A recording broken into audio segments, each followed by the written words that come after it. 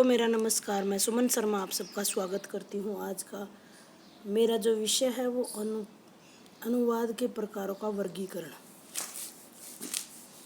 अनुवाद के प्रकारों को हम मुख्यतः 3 आधारों में बांट सकते हैं: माध्यम, प्रक्रिया और पाठ। आगे इनके बहुत ही पीछे माध्यम के आधार पर, प्रक्रिया के आधार पर, पाठ के आगे कई भेद और प्रभेदों में हम बांट सकते हैं। आइए उसकी जानकारी हम एकत्रित करते हैं।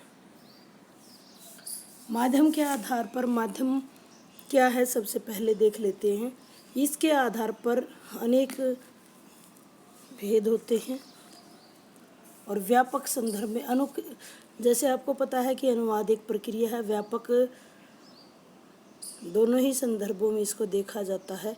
व्यापक संदर्भ में प्रतीक सिद्धांत के परिप्रेक्ष्य में देखा जाता है और माना जाता है। कथ्य का प्रतीकात अंतरण, यानी अंतरण का मतलब बदलना ही अनुवाद है।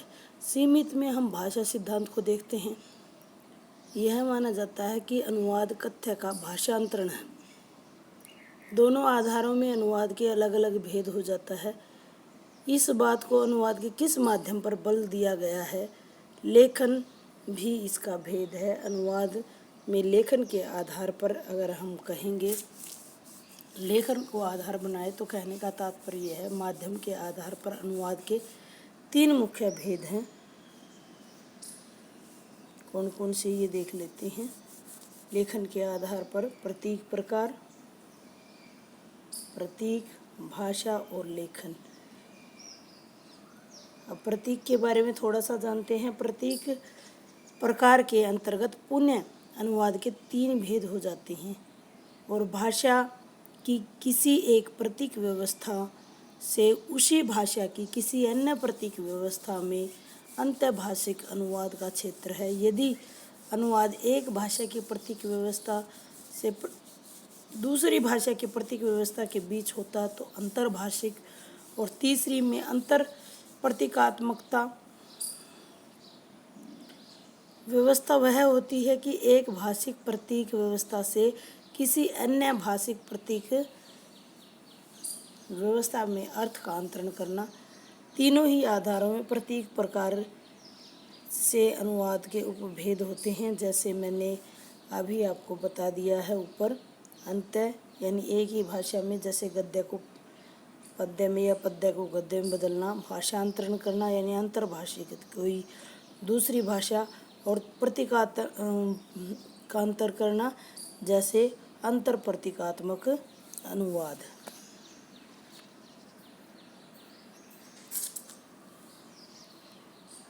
भाषा के आधार की बात कर लेते। पहले हमने माध्यम के आधार की बात करी, अब भाषा के आधार की बात हम कर रहे हैं। भाषा, आपको पता है कि भाषा के विविध रूप होते हैं, यानी 2 मुख्यतः जिसमें होते हैं, मौखिक और लिखित। गद्य, पद्य इत्यादि भाषा के प्रकार होते हैं। लिखित तथा मौखिक रूप जो भाषा के एक प्रकार से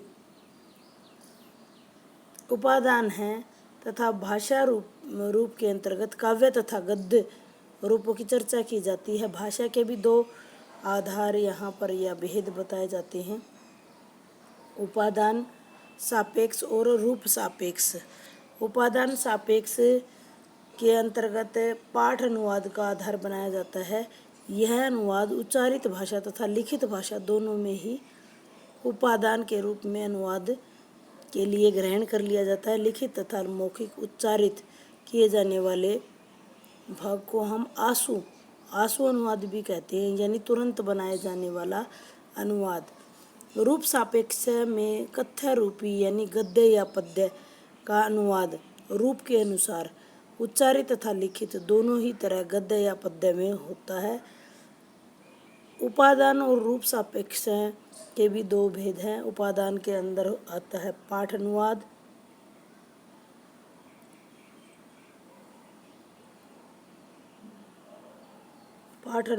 और आंसू अनुवाद। पाठ अनुवाद में गद्य और पद्य दोनों चीज़ें आती हैं। रूप में पद्यानुवाद और गद्यानुवाद आता है। ये हम भाषा के आधार पर कर रहे हैं। पहले हमने पढ़ा माध्यम के आधार पर, जिसके अंतर्भाषिक, अंतर्भाषिक और अंतर प्रतीकात्मक व्यवस्था पढ़ी माध्यम के आधार पर। अभी हमने भाषा के आधार पर चीज़ों को पढ़ा है।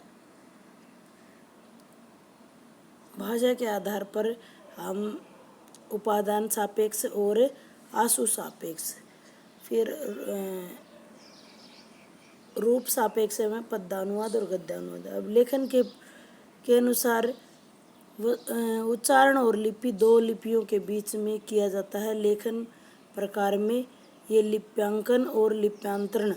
लिप्यांकन क्या होता है कि जिसमें उच्चारण करके लिख देते हैं, जैसे आजकल स्पीकर में हम बोलते हैं और मोबाइल में टाइप हो जाता है।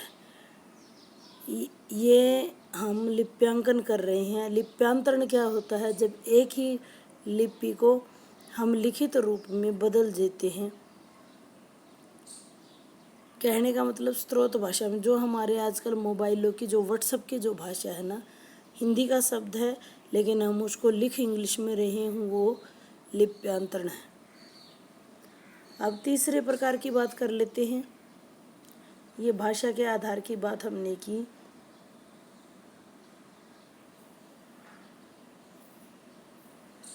प्रक्रिया के आधार पर हम पीछे भी पढ़ चुके हैं।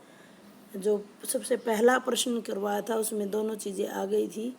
फिर भी आपके वर्गीकरण आपको अच्छे से समझ आ जाए इसलिए मैंने ये सब दोबारा करवाया है कि अनुवाद प्रक्रिया का निर्धारण स्रोत भाषा, लक्ष्य भाषा के पाठों की प्रकृति की दृष्टि से किया जाता है। इस आधार पर मूल रचना का जो प्रभाव मूल पाठ भाषा के पाठ पर पड़ता है, वही प्रभाव अनुदित पाठ के पाठकों पर भी पड़ना चाहिए। इसके आधार पर दो हैं, पाठधर्मी अनुवाद और प्रभावधर्मी अनुवाद। वस्तुतः कथ्य तथा अभिव्यक्ति का समन्वित रूप होता है। कुछ अनुवाद पाठ या अर्थ पक्ष की प्रधानता रहती है, कुछ अनुवादों में अभिव्यक्ति पक्ष की प्रधानता रहती है। अभिव्यक्ति सापेक्ष अनुवाद और अर्थ सापेक्ष अनुवाद। तो अभिव्यक्ति सापेक्ष जो अनुवाद होते हैं उसमें पाठ की रचना के साथ साथ दूसरी और भाषा व्यवस्था के विभिन्न स्तरों के पक्ष में होते हैं। अभिव्यक्ति सापेक्ष अनुवाद के अंतर्गत रचना सापेक्ष अनुवाद या व्यवस्था सापेक्ष अनुवाद दो भेद होते हैं। रचना सापेक्ष जो अनुवाद है, कभी पाठ के प्रत्येक अंग का अनुवाद किया जाता है और कभी किसी एक अंश तथा पाठ के कुछ अंशों का। इस प्रकार सापेक्ष अनुवाद के दो भेद हैं, पूर्ण अनुवाद और आंशिक अनुवाद। व्यवस्था सापेक्ष अनुवाद का तत्वों के विभिन्न स्तरों पर, जहाँ पर दो प्रकार की संभावनाएं बनी रहती हैं, भाषिक स्तर पर अनुवाद किया जाए या कुछ स्तरों अन्य स्तर पर अनुवाद किया जाए, उसके भी दो भेद हैं, समग्र और परिसीमित अनुवाद। अर्थ सापेक्ष अनुवाद पाठ के आधार पर अनुवाद का दूसरा रूप है, जिसके अंतर्गत चार प्रकार के अनुवाद आते हैं: शब्द प्रति शब्द अनुवाद, शाब्दिक अनुवाद, भावानुवाद और छाया अनुवाद, जो कि बहुत ही ज़्यादा फेमस है। इसी के ऊपर अगला जो हमारा प्रश्न होगा वो यही होगा। ये इनका वर्गीकरण है। अभी तक वर्गीकरण की बात की। अब जो विस्तृत प्रकार है ना, जितने भी प्रकार हैं उनके एग्जाम्पलों को ले लेते हैं कि अंतर्भाषिक क्या होता है, अंतर्भाषिक क्या होता है, पाठधर्मी क्या होता है और प्रभावधर्मी क्या होता है, रूपांतरण या सापेक्ष धर्मी। जितनी भी चीज़ें आपने पढ़ी हैं वो सारी की सारी हम एक बार फिर से रिपीट करते हैं। अंतर्भाषिक अनुवाद, अंतर्भाषिक का मतलब वही मैं पहले बता चुकी हूँ, एक ही भाषा की प्रतीक व्यवस्था का अंतरण किसी दूसरी अन्य भाषा में बदल देना। उसी की प्रतीक यानी प्रतीक एक से प्रतीक दो में उसी भाषा के। जैसे हिंदी भाषा में यदि कोई व्यक्ति संस्कृत निष्ठ शैली से उर्दू शैली में बदलता है तो उसको हम अंतर्भाषिक अनुवाद कहेंगे। इसी प्रकार एक भाषा से पद्य रचना को हम गद्य रचना में अगर अंतरित करते हैं तो वो भी अंतर्भाषिक का होगा। जैसे एग्जाम्पल प्रेमचंद का दे रखा है। शतरंज के खिलाड़ी कहानी का रूप 1924 में माधुरी में प्रकाशित हुआ, लेकिन प्रेमचंद ने स्वयं उसी का अनुवाद उर्दू में 1924 में ही जमाना में प्रकाशित किया, शतरंज की बाजी नाम से। और अंधेरा हो चला है, बाजी बिछी हुई है, दोनों बादशाह अपने अपने सिंहासन पर बैठे हुए हैं, मानो उन दोनों वीरों की मृत्यु पर रो रहे थे। ये माधुरी में छपा। इसी का अनुवाद क्या लिखा, अंधेरा हो गया था, वहाँ था, हो चला था। देखो डिफरेंस समझिए दोनों भाषाओं का।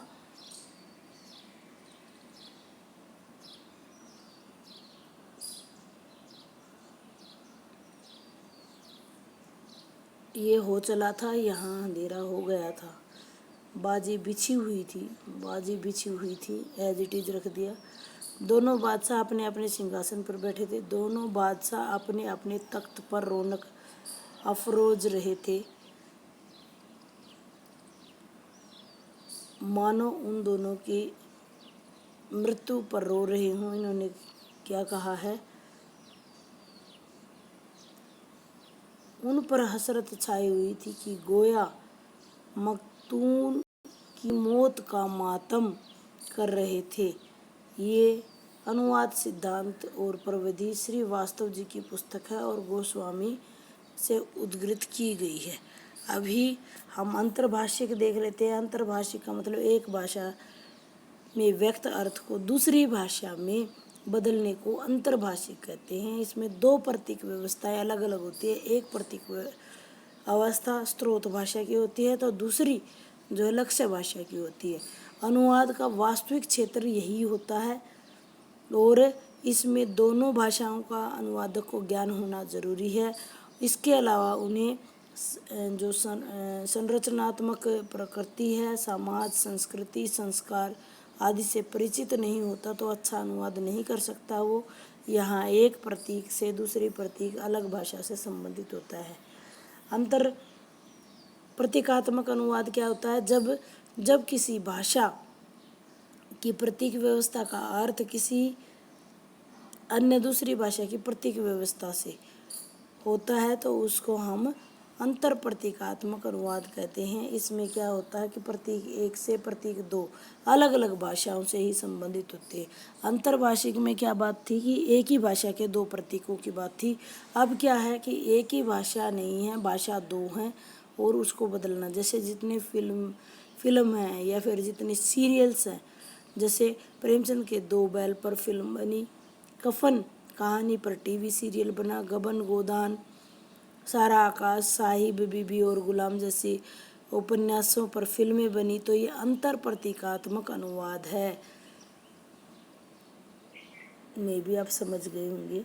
अब पाठ अनुवाद की बात कर लेते हैं। पाठ धर्मी अनुवाद क्या होता है। पाठ अनुवाद भाषा प्रकार संबंधी अनुवादों में उपादेन सापेक्ष अनुवाद के अंतर्गत ये लिखित रूप में होने वाले अनुवाद को पाठ अनुवाद का भाषा में उच्चारित रूप को आंसू अनुवाद कहते हैं।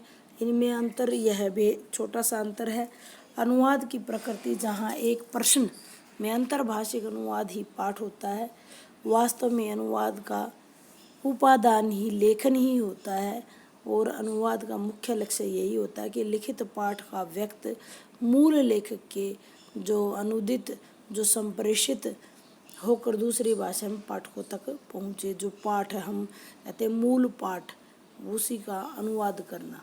आंसू उच्चारित करना किसी चीज़ को, आंसू का मतलब है तुरंत उच्चारित या मौखिक करना। आजकल मौखिक अनुवाद और आंसू अनुवाद के अवसर बढ़ते जा रहे हैं। विभिन्न भाषा भाषी लोग एक साथ पर मिलते हैं तो विशेषकर विभिन्न राष्ट्रों के प्रतिनिधि जब मिलते हैं तो उनके बीच का जो वार्तालाप होता है वो आंसू अनुवाद के माध्यम से होता है। आंसू अनुवाद में दो भाषीय या अनुवादक, मान लीजिए प्रधानमंत्री के साथ कोई जाता है या इंटरप्रेटर उसके साथ जाता है, कोई दूसरे देश की कोई जैसे रूसी भाषा में बातें हो रही हैं तो तभी के तभी अनुवादक जो है उनका अनुवाद हिंदी में देख करके प्रस्तुत कर देता है, उसको हम आंसू अनुवाद कहते हैं। उम्मीद करती हूँ आपको ये समझ आ गया होगा। आंसू अनुवाद का और एक अच्छा उदाहरण है डबिंग को देखते हैं। किसी एक भाषा में बनी फिल्म आज अत्यधिक अन्य भाषाओं में डब हो जाती है। तो ये इसका एग्जाम्पल है। अनुवाद क्या है? जब कविता में किया गया अनुवाद को हम पदानुवाद कहते हैं। कविता का अनुवाद कविता में किया जाता है और गद्य में भी किया जाता है, पर गद्य का अनुवाद भी पद्य में किया जा सकता है और पद्यानुवाद के अंतर्गत ये सारी चीज़ें आती हैं। काव्यानुवाद या पद्यानुवाद करना एक कठिन कार्य है, क्योंकि कविता में प्रत्येक शब्द महत्वपूर्ण होता है। यहाँ न केवल समतुल्य अभिव्यक्तियों की तलाश करनी होती है, बल्कि मूल लेखक की शैली को भी ध्यान में रखना होता है, क्योंकि कविता में दो पक्षों का ध्यान रखा जाता है, भाव पक्ष को हम अनुभूति कहते हैं और दूसरा शैली, जिसमें बिंब, अलंकार, छंद, लय और लय इत्यादि देखी जाती है। पद्यानुवाद में अनुवाद को इन दोनों का ध्यान में रखकर ही अनुवाद करना पड़ता है, इसलिए इसको पद्यानुवाद को पुनर्सर्जन भी कहा जाता है। उमर खय्याम की रुबाइयों का पद्यानुवाद फिट्जजेरोल्ड ने अंग्रेजी में किया। खयाम को अंतर्राष्ट्रीय ख्याति मिली। विदेशी कविताओं का भी हिंदी में पद्यानुवाद हुआ है। प्रमुख अनुवादकों में भारतेंदु हरिश्चंद्र, सुमित्रानंदन पंत, अज्ञेयजी, प्रभाकर माचवे, त्रिलोचन, भारत भूषण अग्रवाल, कैलाश वाजपेयी का नाम प्रमुख है। गद्यानुवाद मूल पाठ पद्य पाठ का गद्य में अनुवाद करना गद्यानुवाद है। प्राय माना जाता है कि कविता की तुलना में गद्य अनुवाद करना सरल है। कविता में शिल्प, गति, छंद, लय, अलंकार का ध्यान दिया जाता है, लेकिन गद्यानुवाद में ये कुछ ध्यान नहीं दिया जाता, न तो उसमें सृजनात्मक प्रतिभा की आवश्यकता होती है जो पद्यानुवाद में चाहिए। परंतु बात ऐसी नहीं है कि गद्य साहित्य दोनों की रचनाएं साहित्यिक तथा प्रयोजन पर आती हैं। सृजनात्मक साहित्य में कहानी, उपन्यास, नाटक, एकांकी आते हैं। प्रयोजन मूलक साहित्य में पत्रकारिता, आयुर्वेद, विज्ञान, प्रौद्योगिकी, तकनीकी, विधि, बैंकिंग इत्यादि यानी प्रयोजन के आधार पर रचा गया साहित्य आता है। सृजनात्मक साहित्य ज़्यादातर कल्पना प्रधान होता है, जबकि प्रयोजनात्मक साहित्य प्रयोजन के यानी उद्देश्य के माध्यम से होता है। और इसमें भी गद्य अनुवाद में भी सृजनात्मक साहित्य एक चुनौतीपूर्ण कार्य है। अब हम लिप्यांकन के बारे में करते हैं। लिप्यांकन ट्रांसक्रिप्शन शब्द का पर्याय है, जिससे प्राय हम पहले चर्चा कर चुके हैं कि मौखिक भाषा पर को लिखित लिपिबद्ध करना टेप रिकॉर्डर के माध्यम से। आजकल मैंने एग्जाम्पल दिया कि हम माइक में बोल बोल करके टाइप करते हैं, तो ये सारा लिप्यांकन है। लिपि का अंकन करना, इसको तोड़कर आप देख सकते हो। लिप्यांकन करते समय स्रोत भाषा की शब्द की वर्तनी क्या हो, यह निर्धारित करना बहुत ही ज़्यादा जरूरी है। स्रोत भाषा लक्ष्य भाषा, जैसे केमिस्ट्री को देवनागरी में अगर लिप्यांकन करना है तो हम केमिस्ट्री नहीं कहेंगे, केमिस्ट्री ही कहेंगे। यानी CH से हम समझते हैं कि च बनता है, लेकिन उसको हमने केमिस्ट्री लिखना है। इसका उच्चारण में थोड़ा बहुत भी अंतर होते ही जो हमारे अर्थ है उसका अनर्थ हो सकता है, इसका ध्यान हमें रखना है। जैसे कुछ एक एग्जाम्पल है, बोल, तो लिखित रूप में बोल, पेन और पेन दोनों आप समझ ही गए होंगे। लिप्यांकन IPA यानी इंटरनेशनल फोनेटिक अल्फ़ाबेट के आधार पर होते हैं। अब बात करते हैं हम लिप्यांतरण की। ध्यान रखना, लिप्यांकन और लिप्यांतरण दोनों में छोटे क्वेश्चनों में ही पूछा जाता है। लिप्यांतरण में जैसा शब्द को तोड़ के देखेंगे, लिपि का अंतरण, अंतरण का मतलब बदलना, यानी यहाँ पर हम जो स्रोत भाषा है उससे और लक्ष्य भाषा में जाने के लिए एक भाषा की ध्वनियों को, लिपि को, दो भाषाओं के साथ साथ लिपि के चिन्हों को एक के लिए एक चिन्ह का सिद्धांत अपनाते हुए बदलते हैं, उसको हम लिप्यांतरण कहते हैं। पहले स्रोत भाषा में लिपि के चिन्हों को, जैसे अपने फोनेटिक्स सुन की होगी SHUT सूट, देखिए हिंदी में सट, इस प्रकार आप समझ गए होगी क्या है पाठधर्मी अनुवाद की बात करते हैं, जिस अनुवाद में स्रोत का पाठ लक्ष्य भाषा के इस प्रकार से अंतरण किया जाए कि जो अनुदित पाठ है वो प्रतिस्थापित हो जाए, उसको पाठधर्मी अनुवाद कहते हैं। जहाँ स्रोत पाठ का अभिलक्षण तथा भाषा अभिलक्षण का प्रतिस्थापित किया जाए, ये माना जाए कि पाठ स्वयं स्वायत्त है और अनुवादक अनुवाद करते समय पाठ के बाहर बिल्कुल नहीं जाएगा। पाठ की भाषा संरचना इत्यादि विश्लेषण कर उसके अर्थ को पहले पकड़ा जाता है, उसके अर्थ को अनुदित पाठ में व्यक्त किया जाता है। अनुदित पाठ में प्रतिस्थापित करने की जो मूल कृति की रचना और बनावट को ध्यान में रखा जाता है। मुहावरे और लोकोक्तियाँ, सांस्कृतिक सामाजिक अभिव्यक्ति जैसे to be caught red handed यानी रंगे हाथ पकड़े जाना, to throw dust into one's eyes आँखों में धूल झोंकना, ब्लैक मार्केट काला बाजार, to add fuel to flame आग में घी डालना, a drop in the ocean ऊँट के मुंह में जीरा। प्रभावधर्मी की बात कर लेते हैं। पाठ अनुवाद में जहाँ स्रोत भाषा में पाठ की संरचना बनावट का ध्यान दिया जाता है, प्रभावधर्मी में पाठकों के पड़े हुए प्रभाव को ध्यान में दिया जाता है। अनुवादक को यह अपेक्षा की जाती है कि अनुवाद की माध्यम से लक्ष्य भाषा के पाठ पर वही प्रभाव पड़ेगा जो प्रभाव लेखक ने अपने पाठक पर डाला है। उदाहरण के लिए यदि प्रेमचंद की कफन कहानी का अनुवाद अंग्रेजी में है तो उसको हम प्रभावधर्मी अनुवाद कहेंगे। अंग्रेजी अनुवादक अंग्रेजी के पाठक के मन के अनुवाद के माध्यम से वही प्रभाव पैदा करना चाहता है जो प्रभाव प्रेमचंद की कहानियों का है। प्रभावधर्मी को यह माना जाता है कि लेखक तथा पाठक के बीच के संबंधों को बताने वाला एक माध्यम है। अनुवाद इस पाठ का मूल्यांकन पाठ पर पड़े हुए आधार पर करता है। प्रभावधर्मी अनुवाद यह ध्यान रखना होता है कि अनुदित पाठ में पाठक का भी वही प्रभाव पड़े जो मूल रचना का पड़ रहा है। समान प्रभाव को बनाए रखने के लिए मूल पाठ की बनावट को गुण बताया गया है। ये आगे चलते हैं। पूर्ण अनुवाद, जिस अनुवाद में मूल रचना तथा पाठ का प्रत्येक अंश का अनुवाद किया जाए उसे हम पूर्ण अनुवाद कहेंगे।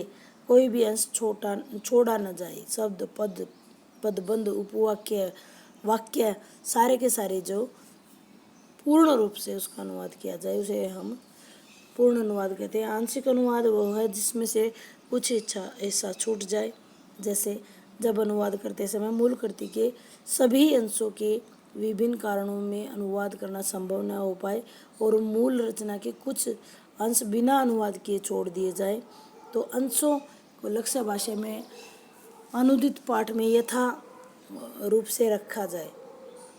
जैसे पाद टिप्पणी को स्पष्ट कर दिया जाता है कि आंशिक अनुवाद है और चिलम, अंगीठी, पतीला, डोलची ये अनेक शब्द ऐसे हैं जिसमें इंग्लिश में रूपांतरण करना बहुत ही मुश्किल है, तो हम ऊपर पाद टिप्पणी डाल करके बता दिया जाता है।